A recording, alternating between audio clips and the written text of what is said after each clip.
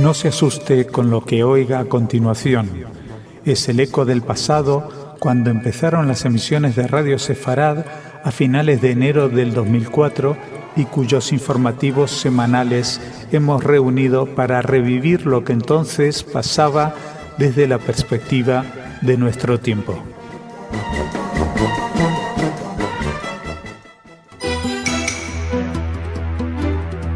Señoras, señores, bienvenidos a nuestro espacio informativo. Nuevo récord de antisemitismo, en este caso en el Reino Unido, se lo contamos. Les hablamos también del relevo generacional que va a tener lugar en el Consejo Judío en Alemania, así como del caso Eichmann, que va a figurar ahora mismo dentro del programa educativo israelí, cosa que curiosamente hemos descubierto que no pasaba antes, y conoceremos la figura de Ennio Sitomirsky, que nos va a ayudar a reflexionar acerca de cómo recordar a las víctimas del Holocausto.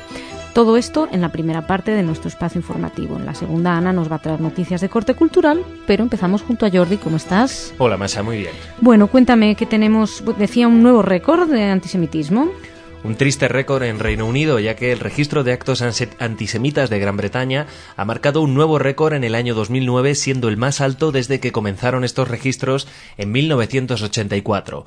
Una institución inglesa que se encarga de llevar los registros indica que en la mayoría de los casos los actos realizados durante el año pasado han tenido que ver en alguna manera u otra con la intervención del ejército israelí en Gaza.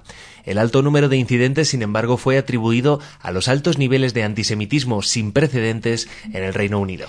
Bueno, en el Reino Unido y en el mundo entero, porque si recuerdan, la semana pasada tuvimos un informe que demostraba que el antisemitismo en estos momentos es el momento más álgido después de la Segunda Guerra Mundial. Lo que ha sido interesante ha sido la respuesta del primer ministro británico Gordon Brown, que respondió inmediatamente a los resultados de este reporte diciendo que el antisemitismo es una de las formas de odio más antiguas y, sin embargo, se adapta constantemente a los tiempos modernos, obligando a todos aquellos de nosotros, quienes bogamos por la tolerancia y la verdad, a estar más vigilantes que nunca. Me resulta interesante porque generalmente cuando ocurren estas cosas, muchos de los líderes políticos, pues menosprecian esos informes, dicen que no es verdad. No, aquí en este caso Gordon Brown salió diciendo, ojo a lo que está sucediendo, el antisemitismo muta. Más o menos les cuento que en el mes de enero del 2009 y en febrero, en enero hubo 288 registros de actos antisemitas y 114 en febrero, después incluso del cese el fuego. Los resultados del estudio muestran un incremento del 55% con respecto al récord anterior, que había sido también durante la ofensiva de la Segunda Guerra del Líbano, la guerra contra Hezbollah del 2006, y muestra un incremento del 69% en relación a los casos registrados durante el 2008. La verdad es que da miedo todo esto. Y seguimos, les hablamos de un cambio generacional en Alemania. Y hablamos de Charlotte Knobloch, de 77 años y presidenta del Consejo Judío Alemán desde el año 2006, quien informó en una reunión de la Ejecutiva celebrada en Frankfurt que su decisión de no presentarse para su reelección en noviembre del año próximo, para así posibilitar un cambio generacional. Como posible sucesor se baraja al actual vicepresidente, Dieter Graumann, nacido en 1950, quien además se convertiría en el primer presidente del Consejo que no vivió personalmente la Shoah. Con su retirada, Knobloch se adelantó a una posible lucha por su sucesión, ya que, según aseguraron medios alemanes, el respaldo de la cúpula de la organización no era al parecer ya incondicional. Pues Knobloch sucedió en su momento, en el 2006, a Paul Spiegel, al frente de este Consejo Central de los Judíos, que integra 23 agrupaciones regionales, 107 comunidades judías y unos 106.000 miembros en toda la Alemania. Knobloch subrayó, pese a todo, que durante la reunión la ejecutiva sí le mostró su apoyo incondicional, pero también el cambio generacional se veía venir y es una cuestión que se lleva hablando bastante tiempo en el interior del Consejo. Y seguimos, empezamos a hablar ahora de la Shoah desde el punto de vista académico. Los institutos israelíes enseñarán el juicio al líder nazi Adolf Eichmann y este hecho no se aborda actualmente en las clases de historia del país pese a ser uno de sus episodios centrales y la única ejecución aprobada por un tribunal civil que se ha llevado a cabo en Israel. Los institutos dedicarán 6 lecciones al estudio de este episodio con especial énfasis en su impacto en la memoria colectiva de la Shoah en Israel y en la percepción de los supervivientes del genocidio. Bueno, como saben, Eichmann era el encargado de la solución final y fue capturado en la Argentina por los servicios secretos israelíes, por el Mossad, y fue procesado en el 61, ahorcado un año después, procesado en Jerusalén. Y el juicio de Eichmann, tal y como lo explicaba Hannah Jablonka, profesora de la Universidad Ben Gurión, es un hito en la transformación de la Shoah en un elemento central de la identidad israelí. Así que, pues sí, la verdad es que es sorprendente que hasta ahora no se hubiera enseñado. Y vamos a seguir hablando de, pues sí, en el fondo es enseñanza, transmisión, la manera de recordar. Hablemos de Ennio Sitomirski. Ennio Sitomirski fue asesinado a los 9 años por los nazis en una cámara de gas en Polonia en 1942. Su historia se comenzó a enseñar como parte del currículum escolar de su país. Ahora los ciudadanos de su ciudad natal, Lublin, le han creado una cuenta en Facebook en lo que consideran un homenaje virtual a su vida y que ha atraído la atención de más de 3.000 personas en Facebook.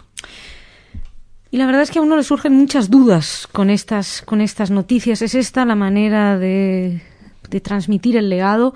Los posts en su Facebook van desde descripciones de su vida en tercera persona, pensamientos grabados como si fuera la voz del propio niño hablando.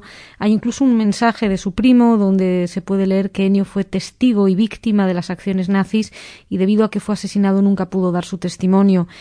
El antropólogo Mark Auslander de la Universidad Brandeis dice que el perfil de Ennio es uno de los más cautivantes que ha visto, que miles de personas quieren entrar en una suerte de intercambio simbólico con los muertos para participar en un acto orientado hacia el otro mundo, que esta es potencialmente una cosa maravillosa y hermosa. Así lo dice Mark Auslander. Pero hay, como comprenderán, muchas otras opiniones. Por ejemplo, el historiador Kopchovsky dice que estos medios pueden trivializar la tragedia y que sugiere que los posts en la vida del niño pueden hacer difícil distinguir los límites entre la realidad y la ficción. Y la verdad es que, desde luego, que invitan a la reflexión este tipo de noticias. Cabe preguntarse si sirve para algo o no, en fin, o si efectivamente banaliza. Jordi, muchísimas gracias, nos reencontramos mañana. Nosotros ahora nos vamos a hablar de cultura con Ana.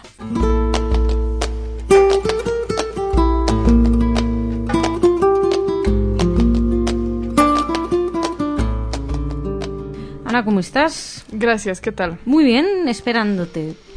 ¿Qué me pues cuentas? Mira, no todo es buenas noticias con Ayami. No me digas, ¿qué ha pasado con Ayami? Pues este fin de semana salió la noticia que uno de los actores fue detenido por la policía por participar en una riña con agentes de la policía. Que de hecho se trata del hermano de Skandar Kopti, que es uno de los dos directores, Tony Kopti. Bueno, sabemos que esta película, que ya habíamos hablado aquí de ella, de los actores no son actores, o sea, habla sobre lo que sucede en un barrio en Yafo que se llama Ayami, y pues muchos de los actores son realmente los que viven ahí, o simplemente así como muy auténtico lo hicieron, y no dieron muchos detalles acerca de eso, pero sí, desagradable. Bueno, que lo dejen salir de la cárcel para ir a recoger el Ya premio. salió. Bueno. Bueno, que no se peleen. Y sí. Y sigo al rincón del mal gusto. Porque lo otro de buen gusto, a ver cuál es el rincón del mal gusto. Esto es nuevo, ¿no? Esto es una nueva creación del rincón del mal gusto. Sí, lo acabo de inventar. A ver. Una revista de perros en Austria, eso te va a gustar. Estaban hablando sobre una ley que quieren pasar en Austria para que si quieres criar ciertas razas de perros tienes que pedir una solicitud especial. Uno de estos perros es el Pitbull. Entonces, ¿cómo protestó esta revista contra esta ley? Poniendo dos perros en la portada, uno un Pitbull, el otro un Labrador, y el Pitbull ¿qué crees que traía? Una estrella de David amarilla pegada en su pecho como para demostrar que son discriminados los pitbull. Obviamente, gran escándalo y ya lo quitaron, pero ese fue el rincón del mal gusto. ¿Sabes cuál es el problema del rincón del mal gusto? ¿Cuál? Es que hay cosas que para ir superando tienes realmente que buscar material, ¿no? Te tienes que meter a buscar... Es decir, esta es bastante repugnante, efectivamente. Sí, lo es. Vale. ¿Qué más? Y bueno, para terminar ¿algo bueno? Con algo más positivo. Bien. Se acaba de anunciar ahora con motivo del Día Internacional de la Memoria del Holocausto, que se conmemoró el 27 de enero, el gobierno chileno acaba de ceder un terreno especial en el centro de Santiago para hacer un monumento para recordar el Holocausto. Muy bien, bueno, pues con ese recuerdo nos vamos entonces. Ana, muchas gracias. Gracias a ti. Señoras, señores, muchísimas gracias por su atención. Mañana.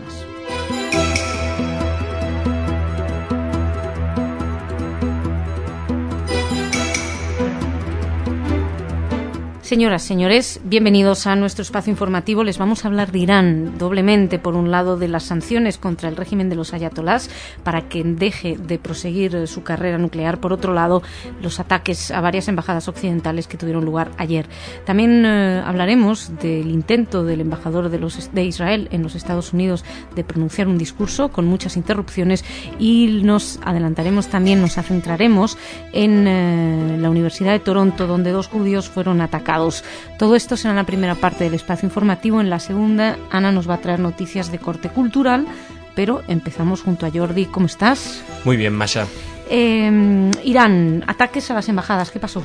Así es, Radio Televisión Española informaba ayer que, según el ministro italiano de Exteriores, Franco Frattini, un centenar de miembros de la milicia religiosa iraní de los Basij, cercana al presidente del país, Mahmoud Ahmadinejad, atacó con piedras varias embajadas europeas. Frattini aseguró que los manifestantes coreaban gritos de «muerte a Italia» y «muerte a Berlusconi», y que la policía evitó un ataque completo a la legación diplomática, que no sufrió daños graves. El ministro, que desveló los hechos en el Senado italiano, aseguró que los milicianos iban vestidos de paisano y anunció también que había dado instrucciones al embajador italiano en Teherán, Alberto Bardanini, de que no tome parte en la ceremonia del 31 aniversario de la República Islámica en protesta por esta agresión. Si recuerdan, habíamos hablado de esta conmemoración, de este 31 aniversario de la República Islámica, y decíamos cómo el régimen de Ahmadinejad llegaba muy debilitado y estaba intentando de alguna manera reforzar la imagen ante su propio electorado. En principio, siempre según Frattini, las embajadas que también habrían sido agredidas habrían sido la de Francia y la de Holanda. Al cierre de esta edición teníamos noticia de que también se había intentado atacar la embajada de Alemania. Hay que destacar con respecto a Italia, su relación con Israel, es que en el último viaje que realizó el primer ministro Silvio Berlusconi a Israel, en él criticó muy duramente la política de Ahmadinejad y lo calificó de hombre nefasto, y el gobierno iraní respondió acusándolo de estar al servicio de los patrones israelíes. Por su parte, Irán dice que fueron varios estudiantes quienes atacaron, quienes corearon eslóganes como «muerte a Estados Unidos», «muerte a Reino Unido», «muerte a Monafeg», que significa hipócrita. Y bueno, se está esperando. Nosotros al cierre de esta edición no tenemos mucha más información. Les podemos decir que los Basij son una fuerza paramilitar que fue creada por el ayatolá Jomeini en el 79 y se utiliza principalmente para apoyar a la policía de orden público o bien para celebrar en público ceremonias religiosas. Son en general vigilantes del cumplimiento de la moralidad islámica, así lo informaba la agencia EFE. Y bueno, son quienes previenen y reprimen toda disidencia al régimen clerical en Irán. Y seguimos hablando de Irán, pero desde el punto de vista ¿qué hacer?, se pregunta la comunidad internacional.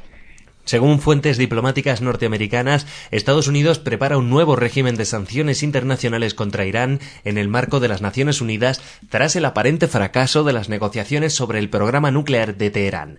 Esas mismas fuentes explicaron que se iniciaron los pasos para redactar una nueva resolución en el Consejo de Seguridad de la ONU, pese a que todavía no hay consenso entre los 15 miembros del órgano sobre si incrementar la presión sobre la República Islámica. Beijing considera que se debe dar más tiempo a la vía potencia negociadora antes de pasar a las medidas punitivas, mientras que los otros miembros del llamado Grupo de los 5+1, Estados Unidos, Rusia, Reino Unido, Francia, China y Alemania, dudan que Teherán esté interesado en un diálogo sincero. De hecho, Washington y París dieron las negociaciones por fracasadas después de que anunciara el presidente iraní que comenzaría a enriquecer uranio hasta un máximo del 20%.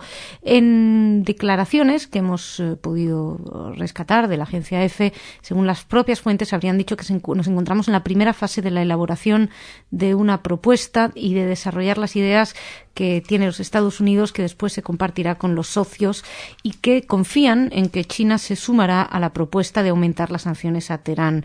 Las fuentes diplomáticas norteamericanas reconocieron las diferencias de tiempos y tácticas, pero también resaltaron que desde China se comprometieron a respaldar la estrategia adoptada por el Grupo de los 6, esta es de alternar diálogo con presión.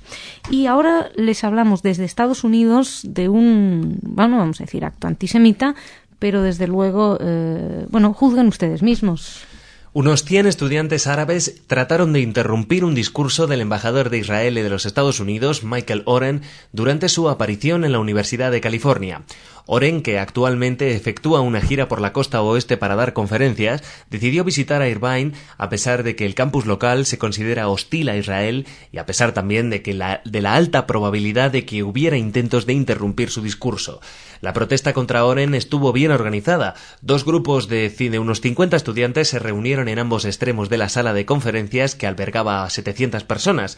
Poco después que Oren empezara a hablar, los estudiantes árabes se levantaron y empezaron a interrumpirlo. Según destacaba la noticia, de una vez por minuto un estudiante se ponía de pie y gritaba que cuántos le acusaban de haber matado palestinos, de decir que Israel es un asesino.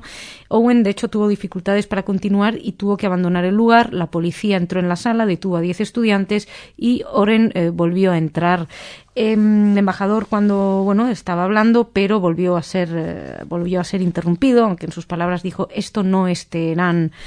Los estudiantes, lo interesante tal vez de todo lo sucedido es que cuando ya volvió el embajador y volvió a ser interrumpido, fueron los propios estudiantes que había ahí, el resto de la gente, que empezó ya a abuchear, a burlarse de los manifestantes, a defender al embajador. Entonces los estudiantes se tuvieron que levantar y salir de la sala de manera organizada, aunque continuaron afuera su protesta. El embajador llegó a decir que lamentaba que se marcharan los estudiantes árabes porque, según él, todas las personas tienen que escuchar lo que tiene que decir. Habló principalmente de los lazos estratégicos entre los Estados Unidos e Israel y de la amenaza nuclear iraní. Irvine es tiene la segunda concentración más grande de árabes en los Estados Unidos después de Dearborn en Michigan, y es el instituto más emblemático con respecto a Israel. Cada año, para el Día de la Independencia de Israel, se desarrolla una semana de actividades anti-israelíes en el campus de la universidad, y la sede de los estudiantes musulmanes se encuentra bajo investigación federal en estos momentos porque está bajo sospecha de reunir fondos para actividades terroristas. Y nos vamos un poquito más al norte, nos vamos a Canadá, de donde traemos una agresión antisemita, ¿sí? Taylor Golden, quien se encuentra al frente de un grupo de difusión en la Universidad de York y que fue testigo del incidente, refirió al sitio de internet Shalom Live que miembros del grupo de difusión por Gilad Shalit se encontraban sentados alrededor de una mesa con material de difusión en el marco de la campaña liberada a los palestinos del Hamas, que contaban con la autorización de la universidad. Aproximadamente a las 4 de la tarde se hicieron presentes algunos individuos conocidos por su hostilidad hacia Israel y comenzaron a discutir con los estudiantes judíos. La discusión subió rápidamente de tono y un grupo de unos 50 estudiantes iracundos comenzó a rodear a los estudiantes judíos mientras dejaban oír consignas antisemitas y anti-israelíes. Golden explicó que los estudiantes judíos alertaron a miembros de seguridad mientras filmaban a los agresores con sus cámaras, y cuando estos se vieron filmados, para evitarlo, empezaron a golpear a 2 de los estudiantes. Se pusieron las correspondientes denuncias y el personal de seguridad tomó declaración respecto a lo sucedido. Meir Weinstein, que es presidente de la organización en Canadá de la Liga de Defensa Judía, criticó severamente la debilidad de la dirigencia judía en los campus universitarios canadienses y llamó a cambiar la vacilante política vigente para explicar que hay que ayudar y defender de tantas agresiones antisemitas y antiisraelíes. Ya saben que se nos ha alertado en muchas ocasiones de que en Canadá parece ser que aumenta, como hemos visto según los últimos informes, que el antisemitismo ha aumentado en todas partes. Jordi, muchísimas gracias. Nos reencontramos mañana. Nos vamos a hablar ahora de cultura. con Ana.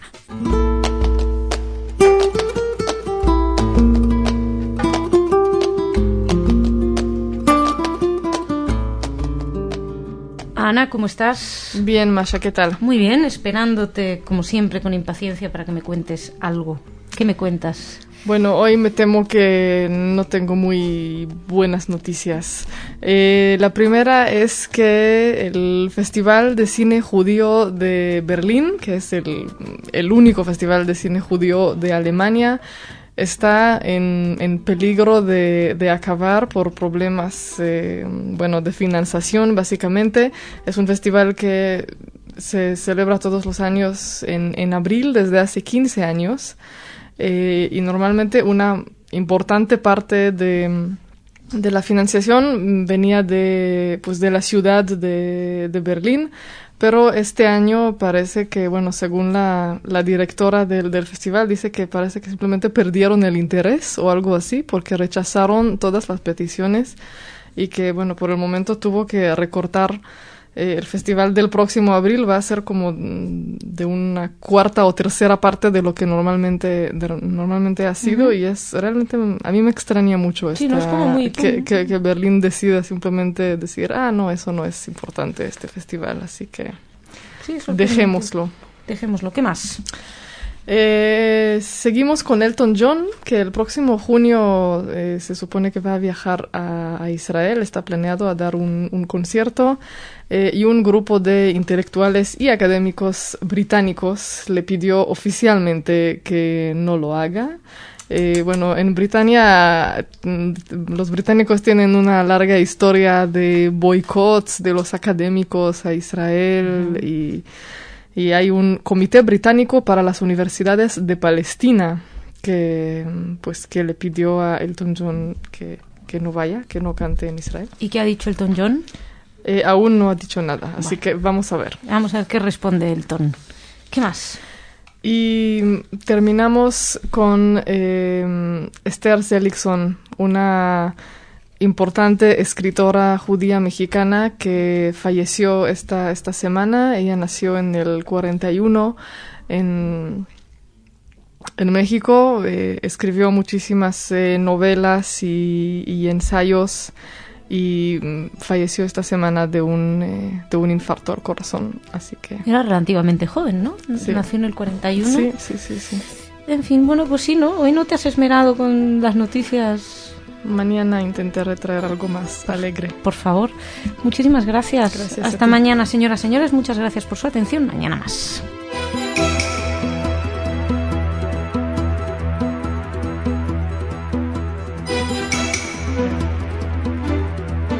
Señoras, señores, bienvenidos a nuestro espacio informativo. Una vez más tenemos que hablar de un asesinato de un soldado israelí, en esta ocasión cerca de Nablus. Se lo vamos a contar. También les vamos a hablar de cómo está la situación en Irán, cómo estaba ayer, en la víspera del 31 aniversario de la Revolución Islámica.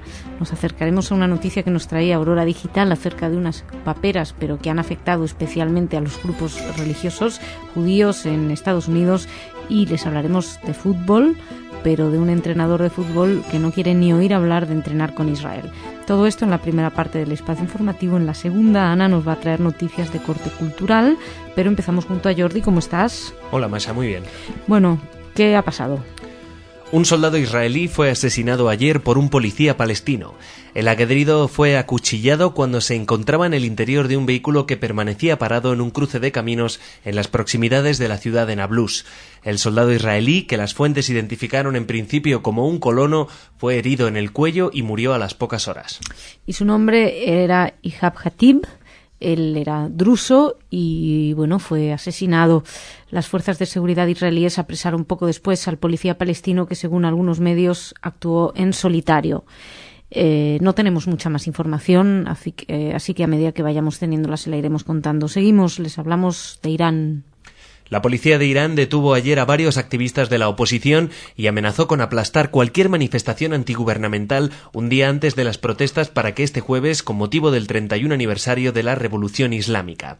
El jefe de la policía de Irán, citado por la agencia iraní de noticias Fars, precisó que entre los arrestados figuran personas acusadas de planear las manifestaciones de hoy. Sin embargo, no especificó el número de detenidos. Los líderes de la oposición, Mir Hussein Musavi y Mehdi Karrubi, así como el presidente reformista Mohammad Khatami, habían exhortado a sus seguidores a aprovechar el evento oficial del jueves para salir a la calle y expresar su descontento contra el gobierno. Y esto lo saben las autoridades iraníes y evidentemente están nerviosas y están evitando cualquier posibilidad de manifestación. De hecho, comunicaron a los periodistas que trabajan para medios de comunicación extranjeros que no van a tener derecho a cubrir los desfiles conmemorativos de este 31 aniversario de la Revolución, que para muchos que nos estén escuchando ya habrán tenido lugar, y donde se está previsto que la oposición consiga hacerse oír. La prensa extranjera está autorizada exclusivamente a cubrir el discurso que va a pronunciar el presidente Mahmoud Ahmadinejad, que será el orador principal en la ceremonia en la Plaza Azadi en Teherán. También hay que destacar con respecto a Irán otra noticia que llegaba ayer, pero estaba en pequeñas palabras, así, aparte, pasaba bastante inadvertida, pero según el canciller británico David Miliband, China habría asegurado recientemente a Gran Bretaña que está determinada a impedir que Irán se dote de armamento nuclear. Si esto es así, es importante porque en el momento que hasta ahora quien está poniendo las mayores dificultades a la hora de tomar decisiones conjuntas con respecto a la campaña nuclear iraní son los chinos, precisamente. Y seguimos, les hablamos de esas paperas. Aurora Digital publicó ayer que, según las autoridades sanitarias estadounidenses, más de 1 millar de personas, en su mayoría judíos ortodoxos y hasídicos, contrajeron paperas en Nueva York y Nueva Jersey en los últimos 6 meses, lo que supone el mayor brote de esta enfermedad en Estados Unidos en los últimos 4 años. El brote habría comenzado en un campamento de verano en el condado de Sullivan y se cree que el primer caso fue el de un niño de 11 años que trajo el virus de Reino Unido, donde el año pasado esta enfermedad infecciosa afectó a unas 4.000 personas. Solo en el condado de Orange, en Nueva York, se detectaron 494 casos desde comienzos de noviembre y en su mayoría los afectados han sido judíos adolescentes, según detalló un portavoz de esa administración. Pues la verdad es que esta noticia es bastante extraña, pero bueno, no solemos traer este tipo de informaciones, pero Aurora Digital lo publicaba ayer, nos ha llamado la atención el hecho de que precisamente haya sido especialmente judíos quienes se hayan visto enfermos de paperas, pero bueno, por eso la traíamos. Afortunadamente no es nada más grave, pero bueno. Y vamos terminando con una noticia de las tuyas, Jordi, de las deportivas. Así es, porque Hassan Shehata, entrenador de Egipto, vencedor de la Copa de África hace pocas semanas, ha asegurado al periódico árabe Al-Masri Al-Yum que prefiere morirse de hambre antes que entrenar con la selección israelí. Shehata hizo estas declaraciones después de que se diera a conocer en Dubái que Israel pretendía confiarle a su selección nacional. El periodista israelí Daniel Shahá explicó que el presidente de la liga ha formado una comisión para escoger el futuro de la selección y Shehata parecía el candidato más apropiado por su gran personalidad y por cómo manejó a los campeones. Pero no quiere ni oír hablar, rechazó tajantemente la oferta y hizo una declaración llamativa. Dice que toda su vida escuchó decir que Israel mata a sus hijos y a sus mujeres, de los árabes, y que bombardea las ciudades y las villas árabes, y que es la primera vez que escucha decir que Israel juega al fútbol, que es absurdo pensar que él podría entrenar a la plantilla de Israel. Si Israel fuera el último equipo del mundo, dijo, preferiría abandonar mi profesión. Fueron sus declaraciones, que llegaban desde Nigeria, este hombre de 61 años, que prefiere morirse de hambre que entrenar con Israel. Todo hay que recordar que Israel y Egipto tienen un acuerdo de paz firmado desde hace más de 30 años, pero bueno, parece que él no se ha enterado. Pues muchísimas gracias, Jordi. Nosotros nos vamos a hablar de cultura con Ana.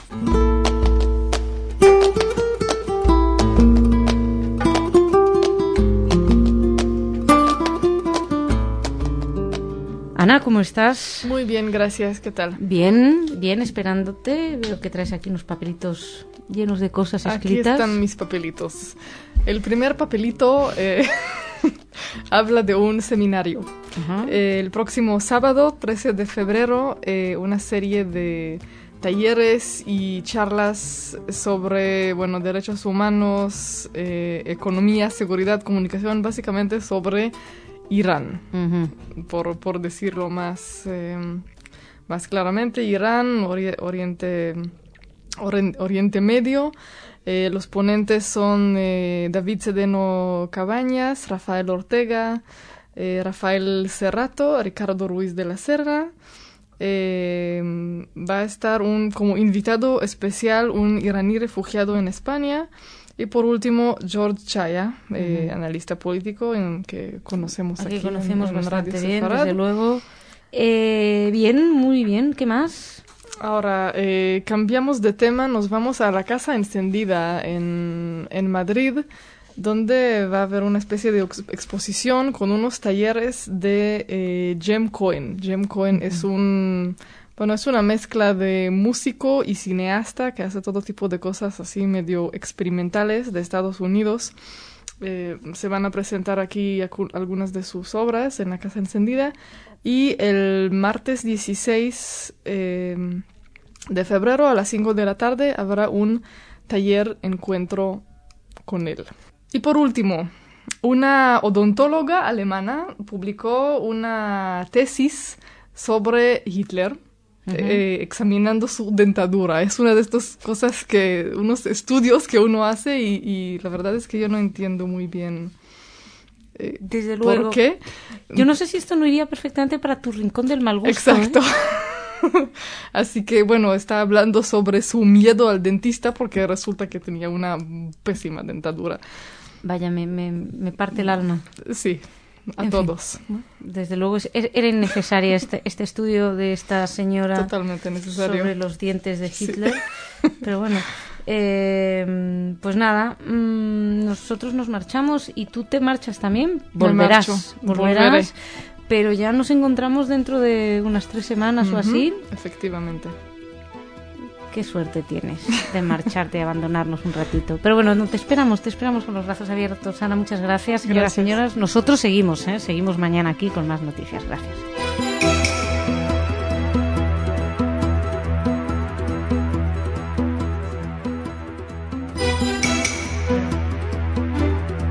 Señoras, señores, bienvenidos a nuestro espacio informativo. Ya hay un detenido con respecto al robo del cartel de Auschwitz. Bueno, ya había otros detenidos, pero parece ser que han llegado por fin a quien estaba detrás. Se trata de un ex líder neonazi sueco, pero nos lo van a contar más adelante. Además, vamos a aprovechar para acercarnos al antisemitismo. Vamos, por un lado, a saber qué está pasando en Francia y, por otro lado, 2 casos concretos. Uno nos llega desde Rusia, otro desde Estados Unidos, pero en ambos casos hablamos de condenas. Todo esto será en la primera parte del espacio informativo. En la segunda, normalmente Ana nos trae noticias culturales, pero en esta ocasión será Daniel quien nos va a acompañar y nos va a acompañar durante un par de semanas.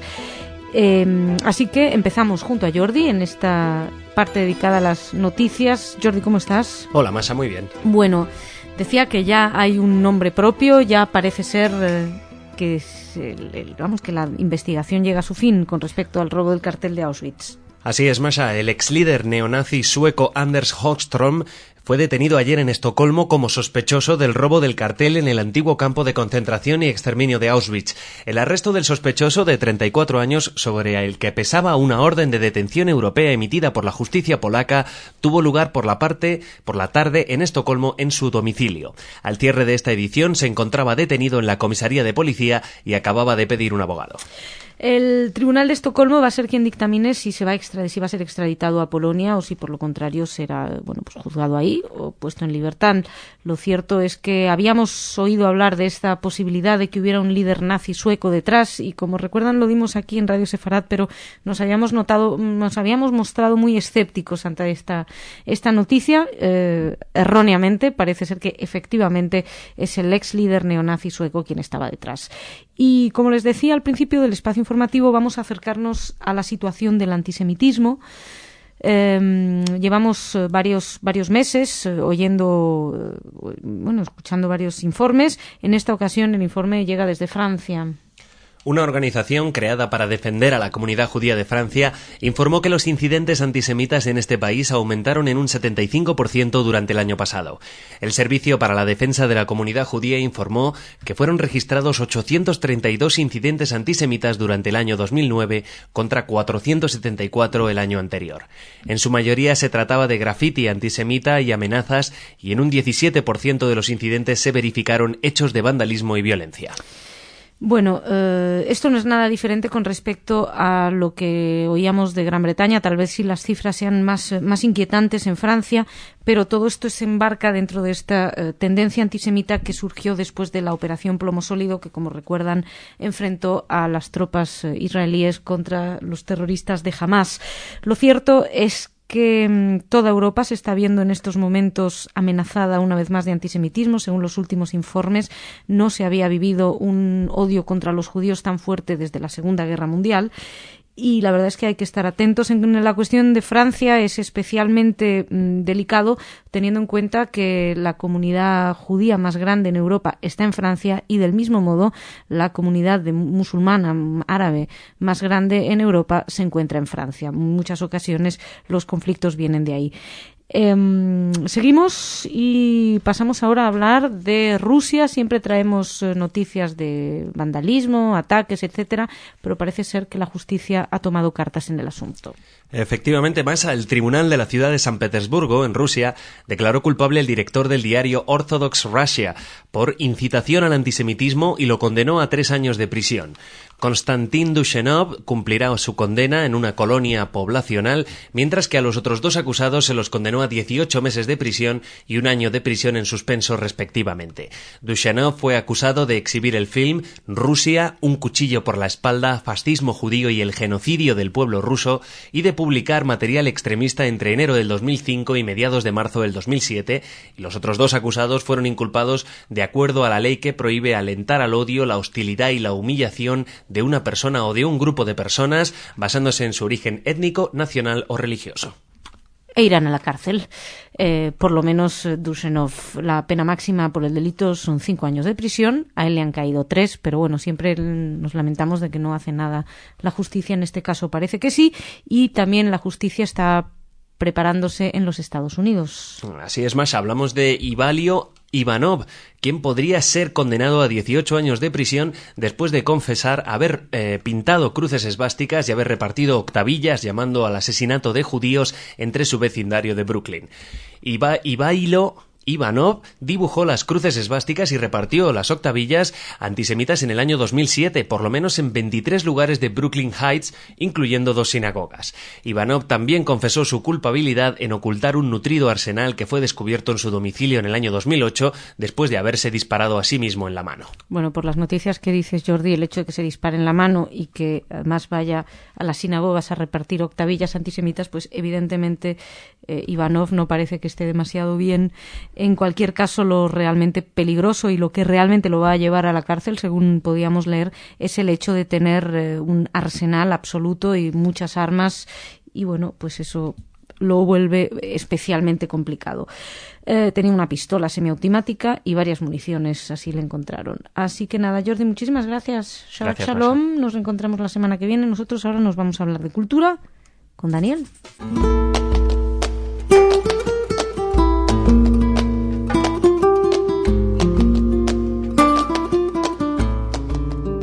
Dani, bienvenido a Radio Sefarad y a las noticias. Muchas gracias, buenas tardes. Buenas tardes, pues es un placer tenerte por aquí. Y una vez dicho esto, te pregunto, ¿qué me traes?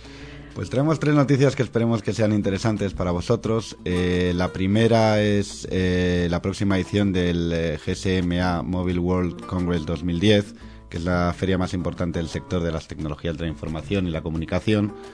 Este año se le va a dar muchísima importancia a las empresas innovadoras israelíes del sector de la telefonía móvil, y por eso van a tener pues 2 stands, y además pues van a estar 70 empresas con la alta tecnología, todo desarrollado en Israel, que es el país un poco de las startups, ¿no? Sí.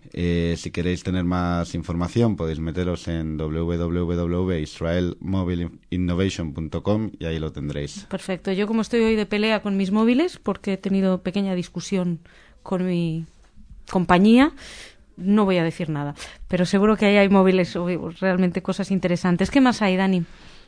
Pues vamos ahora con la UNESCO. La UNESCO ha programado para todo el mes de febrero y todo el mes de marzo lo que llaman los lunes del mundo judío en la UNESCO. Van a ser 10 conferencias, la próxima va a ser este próximo lunes, día 15, se titulará Los judíos de la península ibérica, en especial en los territorios catalanes, y abarcará toda la presencia desde la época romana hasta la expulsión. Estará a cargo de Meritxell Blasco, que es profesora de Historia de Judaísmo de la Universidad de Barcelona. Pues sí que suena una verdadera iniciativa interesante esta que han tenido, los lunes judíos. ¿Y qué más? ¿Con qué terminamos? Pues terminamos como habíamos empezado, es decir, con Israel. Para los que estén ahí en estos momentos y echen de menos España, pues hay unas fiestas de flamenco que se van a organizar en un restaurante de Yafo, que es el Bar Jaffa. A partir del 16 de febrero van a hacer un programa con un conjunto musical y con el cantante Italo González.